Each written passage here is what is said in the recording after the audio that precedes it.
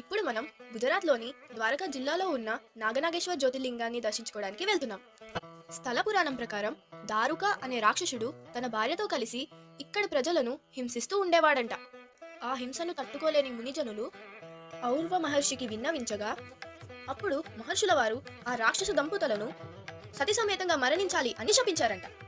ముని శాపం భూమిపైన పనిచేస్తుంది కనుక ఆ రాక్షస దంపతులు సముద్రంపైనే నివసించసాగారు. అయినా సరే ఆ రాక్షస దంపతులు సముద్ర ప్రయాణికులని హింసించసాగారంట. అలా ఒకరోజు మహాశివుని భక్తుడైన సుప్రియుణ్ణి బంధించి చెరసాలలో వేసేశాడంట ఆ రాక్షసుడు. అప్పుడు సుప్రియుడు ఓం నమ శివాయ అనే మంత్రాన్ని గట్టిగా జపించసాగాడు. అదే విధంగా చెరసాలలో ఉన్నవారంతా కూడా ఓం నమ శివాయ ఓం నమ శివాయ అని అనడం ప్రారంభించారంట.